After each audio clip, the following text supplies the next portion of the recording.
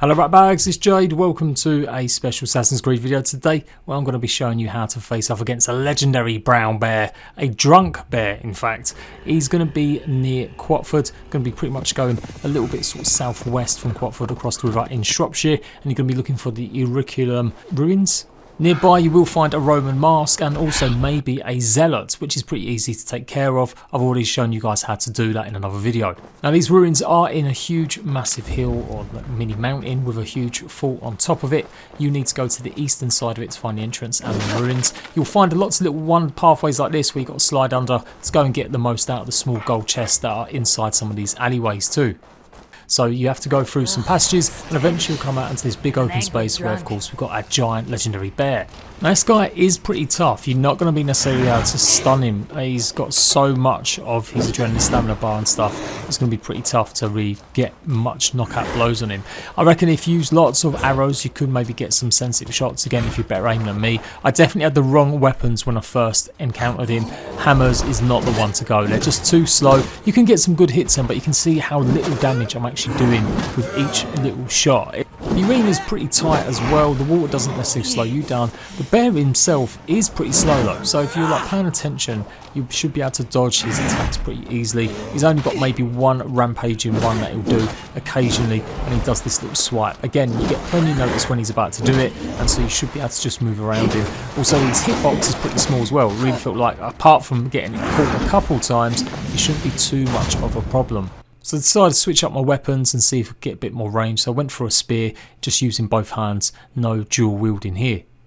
And it was kind of working, but I wasn't doing much damage. You can see barely 20, maybe 30 sometimes if I was really lucky. And getting to maybe backstab room is really important if you can get right around him. I'm sure that will do a lot more damage. And I often have that one equipped anyway, it's not my go-to ones. So yeah, I'm slowly whittling him down and I kind of got a bit complacent I guess because I ended up did get killed by this dude. I just was a little bit too thinking it was going to be too easy.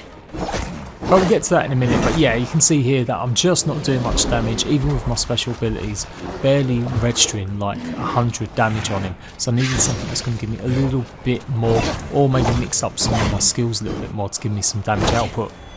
That's the big old lunge attack he does, but he doesn't do it as often as you'd think. It's more just the ones that you can either parry or dodge out of the way, and obviously slow down time while you're dodging is what you're going to be needing.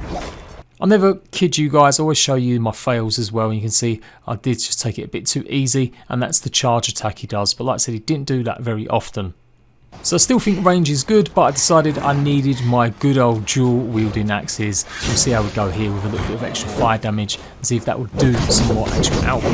But it seems to be working well. You can see I'm whittling away his health and that fire damage is really burning afterwards as well. So any runes that are going to give you fire build up will be good. You can see my ability is still doing more or less the same damage, but by holding the L1 or LB attack you can pretty much do a huge amount of damage holding dual wielding weapons, usually axes, knives or hammers. And that was it. After I worked out it was going to be this way, I could treat it almost like a zealot. It wasn't really much of a problem. He just doesn't have enough rapid attacks and he gets frozen and stunned way too long. So you can just keep building up your adrenaline, releasing your abilities and then holding the L1 in between. It does heal up quite a bit though, and I found that was almost unstoppable. If like you don't really get close enough to him, he will heal up a significant portion. So I guess that's the only thing you've got to worry about. If you try and take him on from range, you're maybe not going to have to be able to do that because he will heal up quite a bit. I guess it's the alcohol or the honey that he's drinking that's giving him that extra relife. But you see, I'm slowly whittling him down. It is taking a while. Must have done the ability about 10-12 times, I swear. But eventually I start whittling him down and I can avoid most of his attacks. Although, quick note, you can't avoid his unstoppable attack even with an ability. I never even managed to really shoot his weak spots, so I'm sure that would have done a ton more damage if I'd just been a bit better at aiming. But you can see my slow down ability for the dodge. That's pretty much what you're utilising here as well. Waiting for him to attack, slowly using the dodge button to move out of the way so it slows down time. Then you spam your attack, the L1, and then you go ahead and use the ability. But you can see he's done and dusted. That was it. The camera is awful. Really hope they work on it a little bit.